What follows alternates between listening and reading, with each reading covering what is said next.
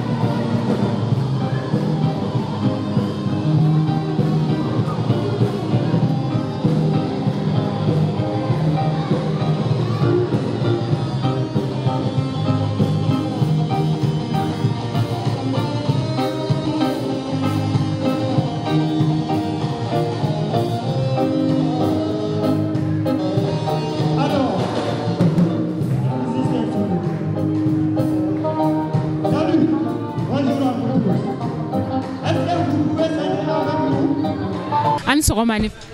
Ba yɛrɛ bɛ bon ne tɔgɔ ye Mamadou Modi Sako ye mais u b'a fɔ ma ko Kempes yan'o cɛ ne ye professeur de musique ye INA la INA section musique a comité pédagogique o ɲɛmɔgɔya kalifalen bɛ ne la nin wagatinin na donc mun y'an lase yan bi sɔgɔmada in na o ye fɔli ani dɔnkili o tɔgɔla don kɛrɛnkɛrɛnnen diɲɛ selege naani na an bɛ ka o de ɲɛnamaya bi n'a fɔra o ma ko k'a fêter voilà. O fɔli ni o dɔnkili min fɔ ne yala a nafa jumɛn bɛ an ka adamadenya kɔnɔ adamadenya yɛrɛ kɔni tɛ se ka taa ni nin fɛn ninnu tɛ sabula n'i y'a mɛn mɔgɔninfinya yɛrɛ nisɔndiya de ko don mɔgɔninfin n'a nisɔn man di n'a hakili sigilen tɛ taabolo foyi de tɛ ɲɛnabɔ donc seko ni dɔnko sigilen bɛ o de kan hadamaden k'i bilasira i ka kɔrɔlenw k'i hakili lajigin olu la ani k'i nisɔndiya donc voilà c'est pourquoi ɲɛnamaya yɛrɛ tɛ se ka taa ni fɔli ni jɔn ni ɲɔgɔnlɔnw ni a bɛɛ lajɛlen fɛn fɛn bɛ ɲɔgɔn sɔrɔ seko ni dɔnko kɔnɔ. Wagati in na an b'a ye k'a fɔ anw sisan denmisɛnw an tɛ an ka fɔlifɛn kɔrɔ an tɛ olu lamɛn fɔlifɛnw na yala aw ye hakilina jumɛn sɔrɔ bon hakilina min bɛ kabini lawale la o ko talen don ba la INA kɔnɔ yan sabula tubabu fɔlifɛnw bɛ kalan yan cogo min na an yɛrɛ ka fɔlifɛnw fana bɛ kalan yan o cogo kelen na donc o de y'a to école fɛn fɛn bɛ musique la tubabu fɔlifɛn kelen farafin fɔlifɛn kelen i b'o de kalan i ka san 4 kɔnɔna la k'o fara bien entendu matière tɔw kan minnu bɛ kalan musique kɔnɔ pour que ka se ka i kolo jɔ k'i kɛ musicien yɛrɛ yɛrɛ. An b'a ye INA kɔnɔ yan nɔ yala mɔgɔ minnu bɛ na san fɔlɔ la ka na musique ni k'a kalan olu hali ni dɔnniya foyi foyi t'u kunna yala u bɛ se ka musique in kalan i n'a fɔ tɔw b'a kɛ cogo min na. A ka ca écoleden min bɛ na yan u bɛ na don min na i b'a sɔrɔ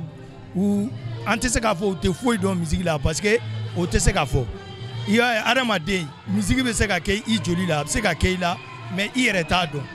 donc technique b'an bolo concours la olu de bɛ kɛ a bɛ dɔn k'a fɔ kari masina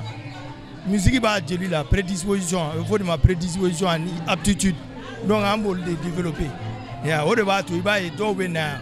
u ka dɔnkili da a jɛngɛlen don a t'i n'a fɔ dɔ selenba yɛrɛ bɛ se yan a fɛn fɛn bɛ se a bɛɛ n'a ka problème don mais u ka problème degré bɛ ɲɔgɔn ye. Donc dɔw bɛ yan i bɛ taa sɔrɔ n'i yɛrɛ y'u mɛn dɔnkilida la ou bien fɔli la i b'a fɔ k'i k'i tulo datugu mais san 4 bɛ taa dafa yɔrɔ o yɔrɔ alhamdulillah. Yala welewelekan da jumɛn b'i bolo ka taa se sisan dɔnkilidala denmisɛnnin kuraw ma. Bon an bɛ welewele min da sisan dɔnkilidala denmisɛnninw ye dɔrɔn c'est que u ka lamɛnli kɛ i kana fɔ dɔrɔn ko i bɛ na art la k'i bɛ girin k'e yɛrɛ bɛ dɔnkili dɔ dilan i yɛrɛ bɛ dɔnkili dɔ sɛbɛn ko non minnu tɛmɛna ka tɛmɛ u ye baaraw de kɛ i b'olu lamɛn a bɛ siraw de don i kɔrɔ a bɛ fɔ mun ma interprétation ni fɛnw et puis u ka muɲu u ka sabali u kana girin ka u fili fɛnw na parce que o problème de bɛ facteur temps u presselen don kojugu donc u k'a ta dɔɔni dɔɔni muɲu tɛ tɔ to foyi la. Bon n bɛ folikan laban min kɛ o ye aw yɛrɛ ni ce aw ni baraji aw nana ka na an ka baara la yan a diyara an ye kosɛbɛ an bɛ an ka INA administration fo o min y'a cɛsiri kosɛbɛ an dalen b'a la n'ale ka cɛsiri kun tɛ hali n'a y'a sɔrɔ a ka d'an ye cabinet kun kan an ka ministère kun kan k'an accompagner ka se degré min na a ma se donc o ye problème minnu bɛ an da la k'o fara problème camanw kan. Ni don n'a ɲɔgɔnnaw la a ka d'an ye ɲɛmɔgɔw ka na u ka denmisɛnninw ka baarakɛtaw ye ça c'est très important. Merci. Nba Ereshira somɔgɔw bɛ di nba ok ne tɔgɔ ye Karim Bengali ne ye professeur de musique ye INA la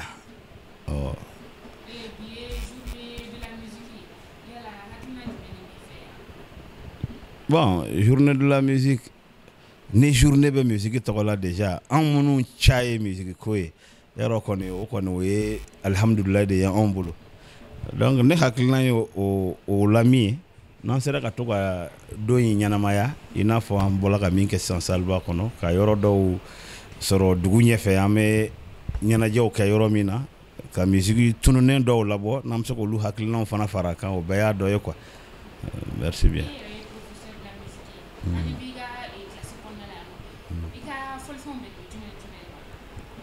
Bon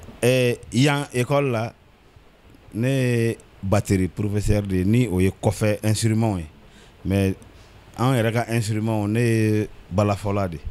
n b'o dilan n b'o fɔ n bɛ mɔgɔw dege o la voilà. Bon sisan musique ko a kuma ka ca dɔɔni dɛ bari musique bɔra n'i ye ne yɛrɛ ɲininka musique bɛ ɲini ka bɔ a cadre kɔnɔ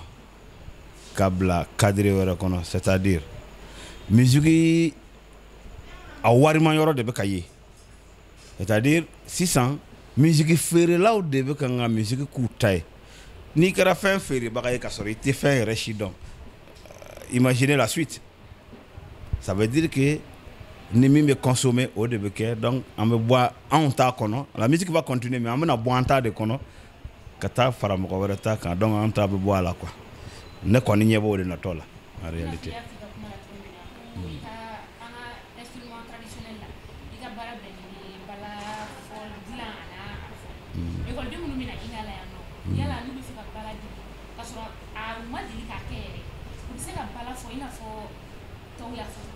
Siga si t'o la fɔlifɛn fan o fan a degeli bɛ dépend a ka di ye ka se niveau min ma ni fɔlifɛn ka di ye o mɔgɔ baden de bɛ yan sisan i bɔra ka musomanin dɔw ye balafɔ la o bɛɛ ye bala ye yan de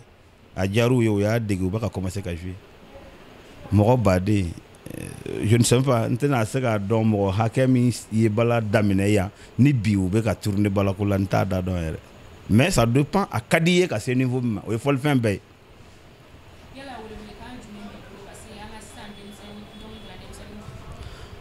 Bon n ye kuma min fɔ depuis n ko musique bɛ ɲini ka bɔ a cadre kɔnɔ anw fɛ yan ne hakili la n bɛ segin o kelen de kan quoi parce que sisan mɔgɔw ɲɛ bɛ wariko in de la musique kɔnɔ musique dun filɛ n'i y'a daminɛ k'a ka di i ye n'i ye tɔgɔ sɔrɔ a la wari in ye jagoya de mais ce que je remarque mɔgɔw bɛ fɛ ka kɛ star ye ka sɔrɔ u ma kɛ artiste yɛrɛ ye fɔlɔ donc là ça devient un problème donc n kɔni b'a ɲini bi denmisɛnninw fɛ n'u bɛ se k'u hakili to o yɔrɔnin na c'est très très important il faut pas prétendre ka kɛ star ye ka sɔrɔ i ma kɛ musicien yɛrɛ ye fɔlɔ o man ɲi ɲɛtaga to o ko la quoi ani fana an ka na ɲina an ka ladala musique kɔ an ka ladala fɔlifɛn ninnu parce que n'an ɲinana o kɔ bi tɛ sini tɛ mais waati dɔ bɛna se anw ka existence yɛrɛ bɛna ɲini ka dɛsɛ dugukolo kan a tɛ ye a tɛ dɔn ko anw yɛrɛ tɛmɛna dugukolo kan parce que diɲɛ tɛ wuli sini quoi voilà donc o ye ko dɔ ye fo ka hakili to o fana na quoi.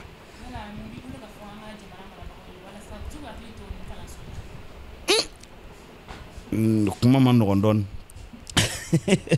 bon problème ye kelen de yan école ne hakili la yan ka ɲi ka kɛ Mali musique pépinière de je dis bien Mali musique pépinière ka ɲi ka ye ni yan de mais bon ko n'u cogow tɛ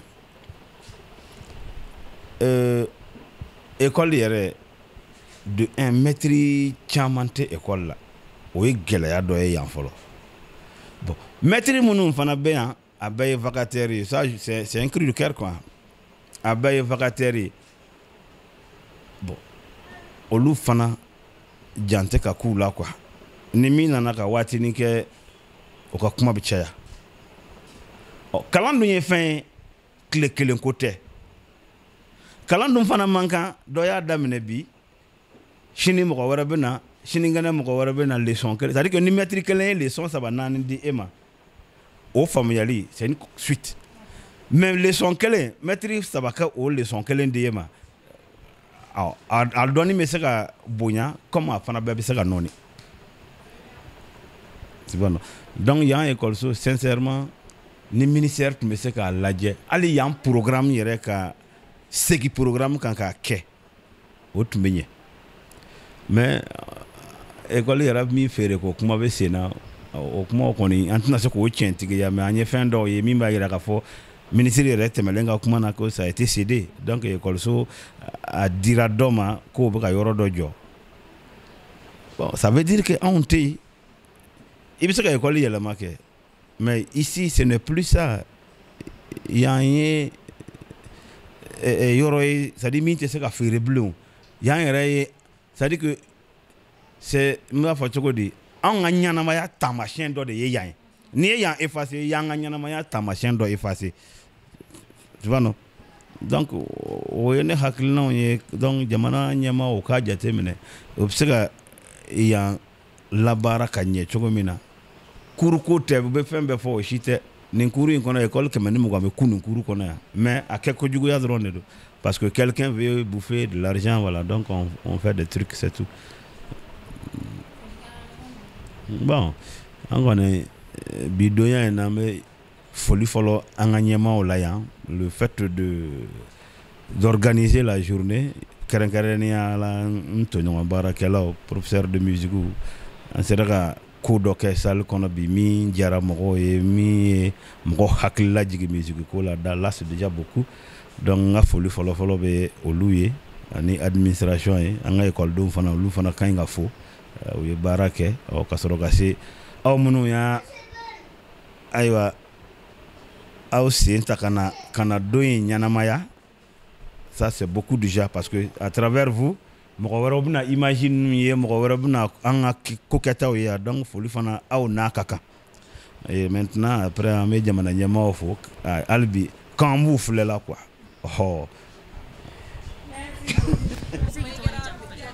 ne tɔgɔ Wande Traoré ne bɛ 3e année musique la instrument traditionnel o ye kora ye moderne o ye piano ye musique kanu de bɛ ne na musique kanu depuis fitini ye musique kanu o de la nana ina kɛ o ye tiɲɛ bon ne b'a ɲini mɔgɔ caman fɛ u ka na musique kɛ nafa b'a la bi an bɛ yɔrɔ min na nafaba de bɛ musique la i bɛ hakilina ɲuman sɔrɔ ko caman b'a kɔnɔna la fɛnɛ relation b'a kɔnɔ fɛn caman b'a kɔnɔna la ni jija baara min fɛ i bɛ ɲɛ sɔrɔ o de la ne b'a ɲini mɔgɔ caman fɛ u ka na musique kɛ ou bien u ka na ina kɛ u ye section fɛn o fɛn kɛ a bɛɛ ye kelen u ka na ka baara an ka baara yan nɔ ɲɔgɔn fɛ. Bon ne ma gɛlɛyaba y'a la ten ne ma gɛlɛya y'a la.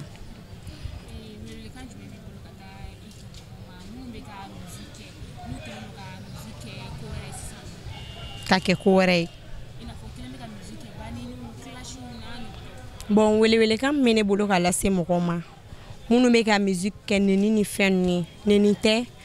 musique dabɔra de ka hakilina ɲuman don mɔgɔw kɔnɔ mɔgɔ bɛ musique kɛ pour que n'i ye dɔnkili da a hinɛ ka se mɔgɔw ma dɔ ka sigilen to ka émotion sɔrɔ a kɔnɔna la a ma dabɔ kɔrɔmatigɛli kama a ma dabɔ neni kama a ma dabɔ faneni baneni kama ne bɛ mun fɔ u ye dɔrɔn k'olu dabila musique kɔnɔna la. Nba ne tɔgɔ Mohamed Diallo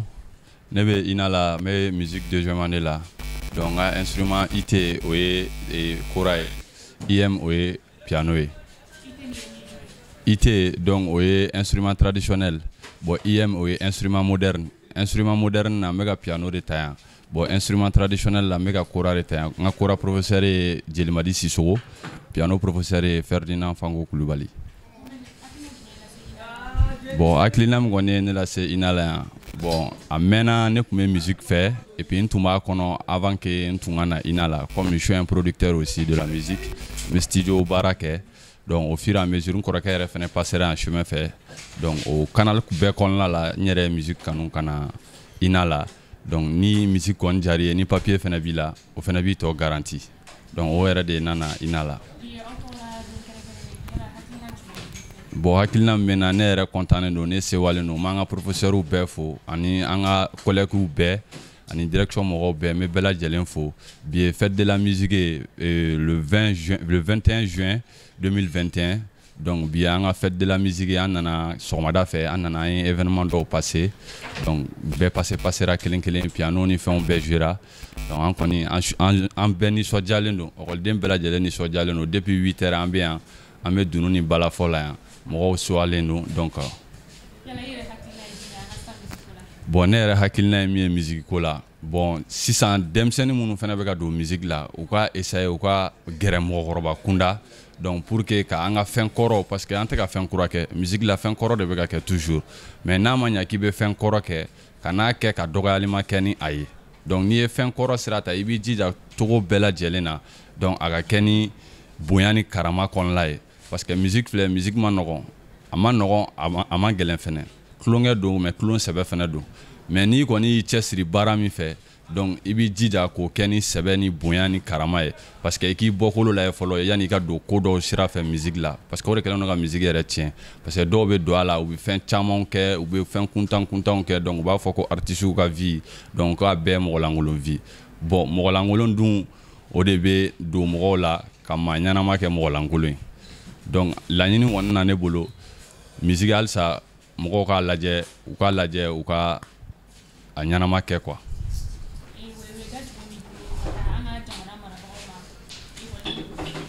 bon weleweleda min kɔni bɛ n bolo ka taa an ka jamana marabagaw bɛɛ lajɛlen ma u k'u jija art kɔni filɛ art tɛ bolo kɔfɛ fɛn parce que n'i sera jamana tɔw la olu ka art kɛlen don ka sɔrɔ ni développement min s'u ka jamana ma donc olu yɛrɛ b'o dɔn bon an yɛrɛ minnu bɛ yan an yɛrɛ b'o dɔn mais yan nɔ u kɛlen don ka art kɛ bolo kɔfɛ fɛn u kɛlen don ka art kɛ bolo kɔfɛ fɛn Mali la yɛrɛ parce que Mali la artiste yɛrɛ ka vie fɔlɔ tout à fait un problème kɔɲɔ ni fɛn ninnu yɛrɛ la i b'a ye a bazardelen don donc jeu de prestation ninnu yɛrɛ la n'i ma bɛn ni lieu ɲɛnama ye prestation la donc sarako ma nɔgɔn artistes ka vie situation ka gɛlɛn trop Mali la donc il faut que an ka ɲɛmaaw k'u hakili to o yɔrɔ la donc artistes ka droit ni fɛn ninnu donc u ka essayer k'u la encourager parce que artiste fɛn mana bɔ Mali la yan ka taga jamana wɛrɛ kɔ kan donc Mali de bɛ représenter toujours u ye fɛn ɲɛnama kɛ o Mali de bɛ représenter u ye fɛn lankolon kɛ o Mali de bɛ représenter donc an ka laɲini tɛ ka taa kɔ kan ka taa fɛn lankolon kɛ an bɛ fɛ toujours ka taa Mali kunna wolo artistes b'u k'u seko kɛ mais dɛmɛbaga ko de bɛ artistes la parce que Mali art ma nɔgɔn n'i y'a daminɛ i bɛ se yɔrɔ dɔ ma i yɛrɛ b'a fɔ ko est ce que ko nin ye baara ye i m'a faamuya parce que alors que fɛn dun n'i ye min kanu i bɛ taa n'o chemin de donc n'i ma min kanu n'i bilal'o sira fɛ i kɛ man di ka nɔ b'o la dɛ voilà ne kɔni ka welewele da jamana ɲɛmaaw ma u ka essayer u ka art don da la ka valeur kɛ art la parce que art bɛ se ka fɛn min kɛ jamana ye n'i taara Burkina encore n'i ye crédit san artistes ta b'o la mais yan nɔ i b'a ye artistes bɛ ka dun fan bɛɛ fɛ donc u jatelen tɛ finalement fo n'i y'an ka mɔgɔkɔrɔba artistes anciens ninnu yɛrɛ lajɛ donc à l'âge de 60 ans olu tɛ se ka foyi kɛ tuguni bon jamana tɔw dun na i bɛ taa sɔrɔ dɔw bɛ yen nɔ u kɔrɔlen don mais u ka musique droit bɛ k'u balo bon Mali la yan a ma nɔgɔn yɛrɛ yɛrɛ de donc k'u hakili to o yɔrɔnin yɛrɛ la kosɛbɛ o de bɛ diya ne yɛrɛ ye voilà.